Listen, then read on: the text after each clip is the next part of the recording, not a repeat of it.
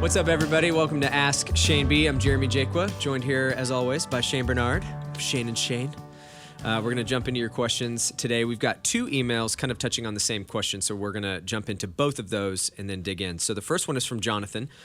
He writes, I find that many recordings in today's worship song landscape are in keys much higher than the average person in my church can sing. I usually have to transpose a step or two, sometimes three, down to make it attainable. For example, His Mercy is More in G puts the high note that is sung frequently throughout the song at a high E, which very few men and women can sing. So they drop down an octave in the choruses and totally lose the energy. So I'm shooting for the keys of E flat, E, or the highest F for that one. Any tips or feedback on how to get people to sing out in those high keys? Do they mostly sing harmony? I seriously am not trolling, just asking for help. It's helpful to add.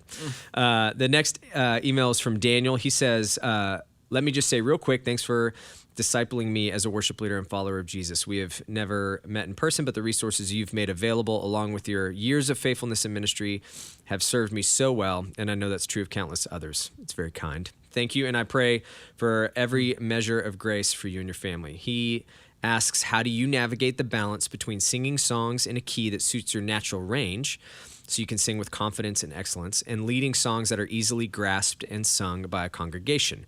I have a higher voice and most days sing songs closer to the keys you guys rock them in on the worship initiative. Sometimes I hear feedback, mostly from men, that songs are too high, but when I go to lower them, I struggle to lead them well and project when they go below my comfortable range. I love my church family, would never want them to feel left out or not included.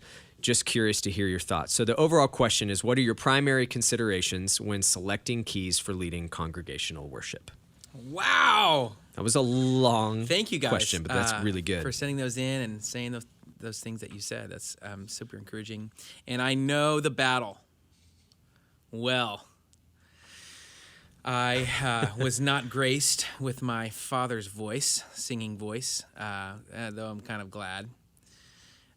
His voice was like 4 octaves lower than mine, but he also, you got a good thing going. Yeah, I wouldn't worry sing. too much about it. But I do get accused of being a woman in the drive-thru at Starbucks often. Is there anything else, ma'am? And I'm like, 3 more shots. No, that'll do it. Just black coffee. Just black. Just no more milk in my coffee. And so I get this well, and I am right. I'm right there with you guys. Like I know the battle here, and I'm always trying to find the answer. And a couple things have been helpful to me is we do at our church we do a staff prayer. And that's always, you take the speakers away, you get a guitar out in a room full of people, and that's always a really good place to start, I think, of like, what's really going on? You know, you can just hear everybody really well. And that's been helpful for me as I'm like, what key would I lead it in if I was here versus on a stage? And I'll just tell you a couple things that I do.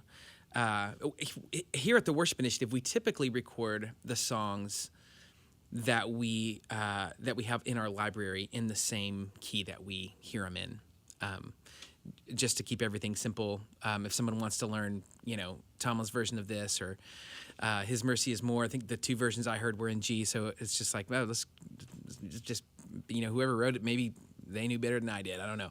And so we stick to the key that they're in, but I get the rub for sure. And so here's a couple things. I want to go to His Mercy is More because you talked about that song, and I agree. That range of song is where I see it being difficult. And so what I'm trying to do most of the time is I've learned, I've kind of come to grips with all of the high worship songs. They're all typically a lot of the songs we like and listen to, whether it's from Bethel or Passion or wherever, Hillsong or wherever we're listening to, they're just sky high. And so, and I think there's a reason. And this is, because I write like that. I like to sing high. I think if a certain song sung, I wrote a song a long time ago.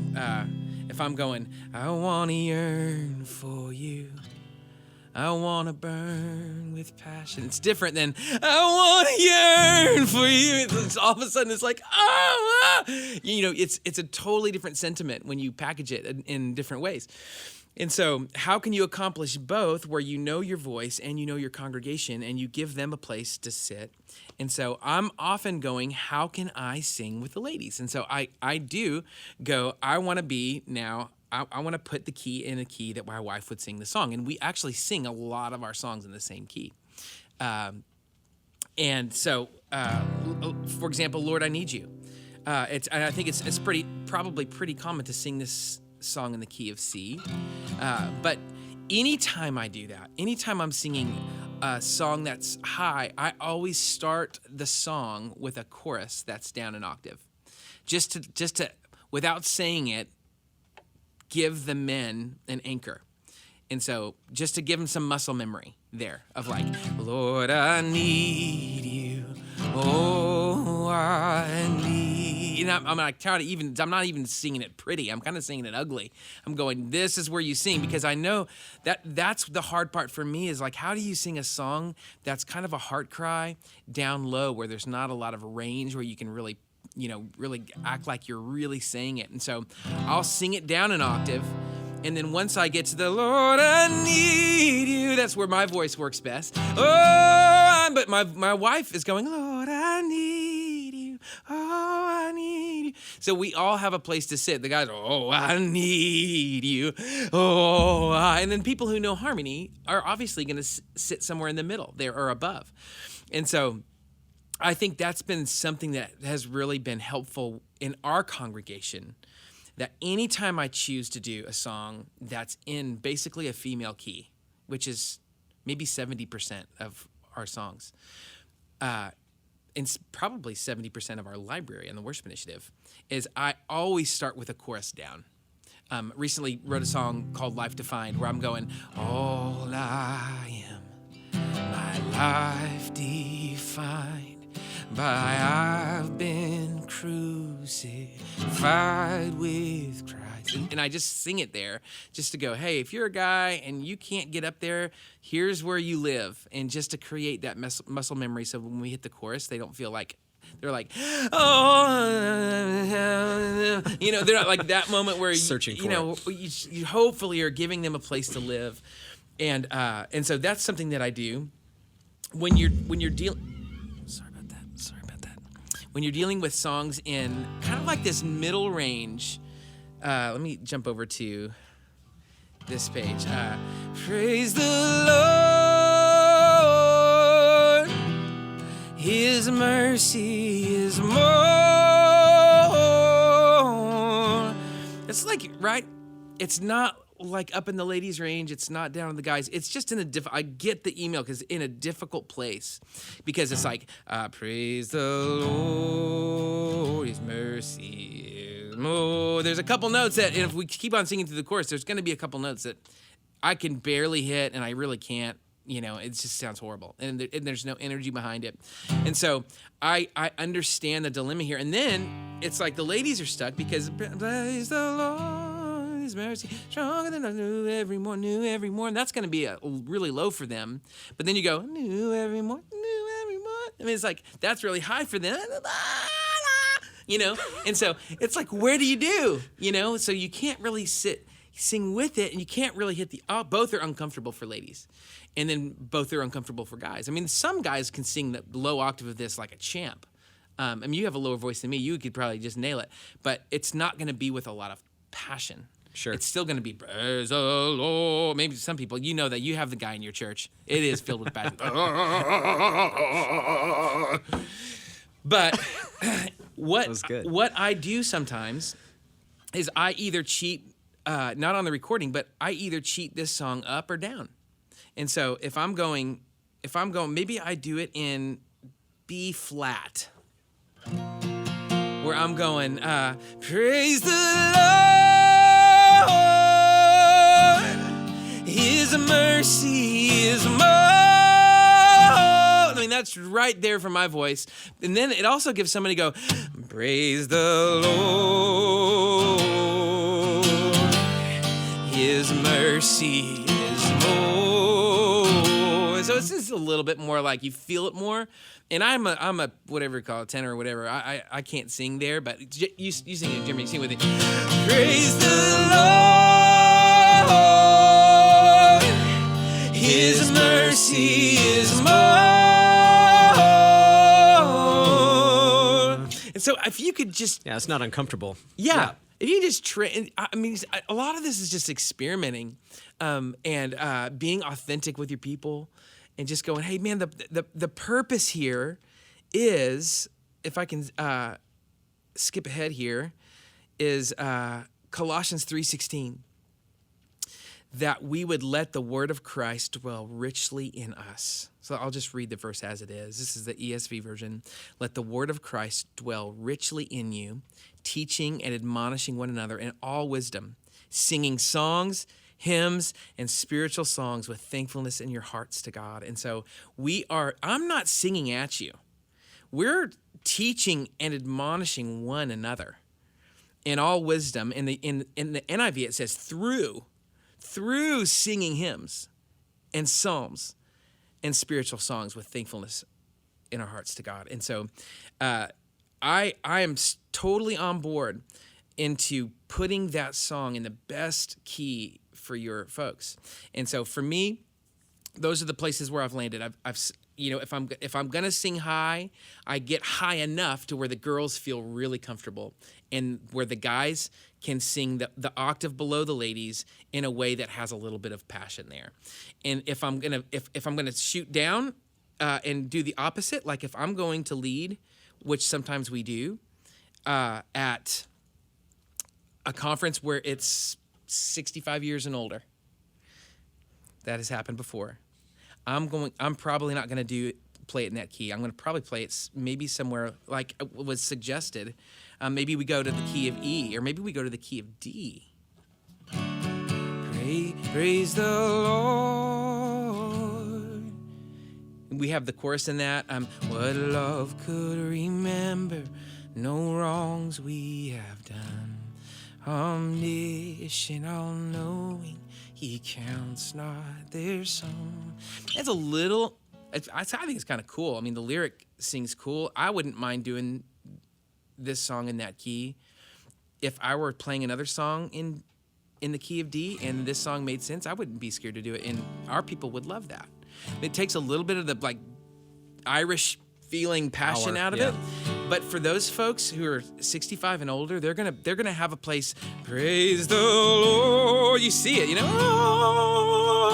and they're right there. Maybe that's you, and maybe that's your congregation, and maybe that's why you're feeling this problem. Is that you need to look at your folks and go, man, this is what would bless them the most. I'm not here to like make myself look awesome or do what I like to do. I can do that. And my favorite time to sing is out there in the stairwell or in the men's bathroom in our green room.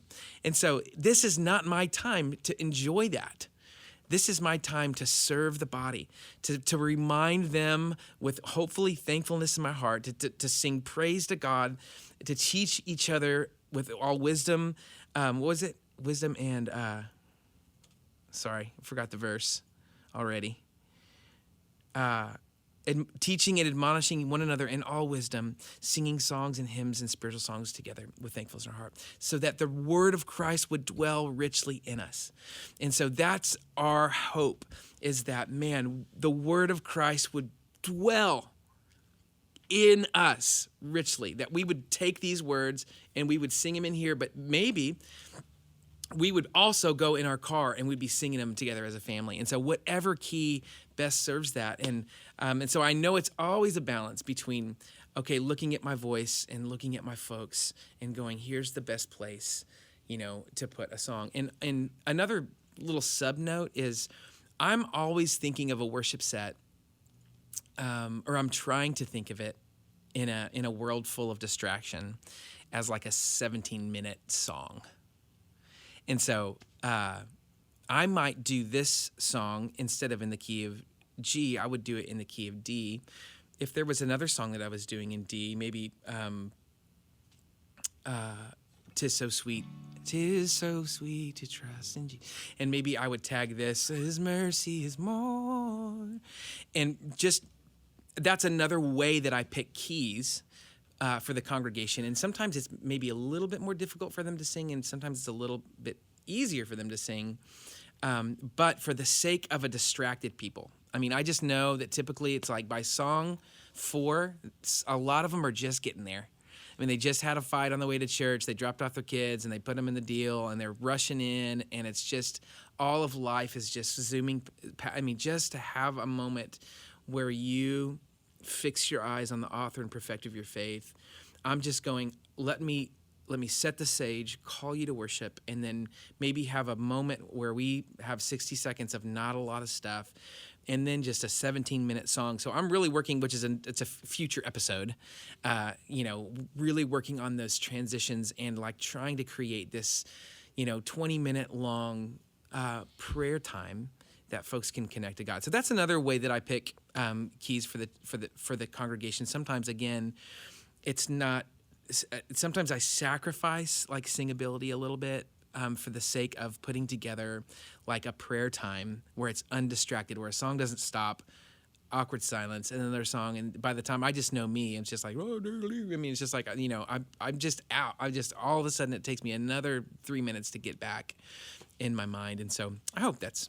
And I think something you do really well also is kind of calling it out sometimes. And as you're leading into those times where it's going to be, I mean, you're shepherding the people to the purpose of what we're doing and singing, you'll even acknowledge the fact that it might be kind of high, or that you're singing with the ladies. Yep. And guys, I'm going to sing this part for it. Like, you've done that before, and I think that can be really effective in engaging. They're not sitting there frustrated that they can't hit the note or trying to search it. They know that it's going to be, maybe it's going to be a little lower, or you're going to be singing really high. I don't have to follow you.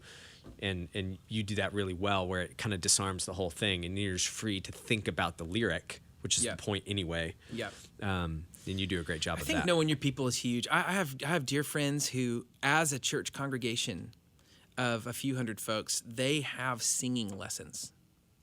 And so they're teaching the harmony, they're teaching the alto and the tenor, they're teaching all of those things, like, oh, Lord, I need you. Oh, we get 25% singing that.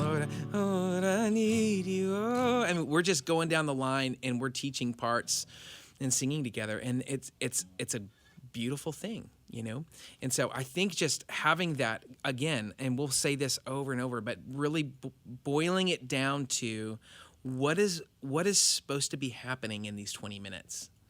And I think that's just a huge thing to ask, because we can just get culturally caught up in, we're supposed to sing and it doesn't look like they're singing and their posture's all not right. And, and man, just changing gears and asking God for a heart of love for our folks.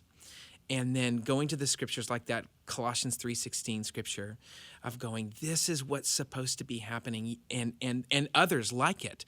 These big banner scriptures of like, let's go there. Often, if I'm going, I think we have a lot of baggage in our church as it regards to raising your hands. And that's true. It's a true statement. And so I'll often go, we don't raise our hands because of this or this or this or this, because you were this or this or this. We raise our hands because of, are you ready? And here we go. Because the steadfast love of the Lord is better than life. Better than life, my lips will praise you, and I will lift up my hands to you, and I will bless you. And I just start cranking them off. So I would list out 4 different scriptures of like, this is why I didn't write the book, and I'm not. The New Testament doesn't have a lot of worship passages, and so it really is about the heart. But God has given us some postures and some things to do that, again, it's another episode, but just really knowing and coaching your, shepherding your folks from the scriptures on singing and posture and all those things really does take down a lot of the weirdness, Then a lot of that's just cultural weirdness of like, I feel it. It's just like, I get up here and I'm supposed to do these things, and it's just like, man, let's just dive into what the word says and let it lead us and inform our worship times together. And so that's always a helpful thing for me. It's great. Really good stuff. Guys, as always, we're really grateful for your questions. You can keep them coming. You can email any questions you have for us here to askShaneB@theworshipinitiative.com or just at worshipinitiative.com. We hope this is helpful for you. We love answering these questions for you guys. We'll see you next time.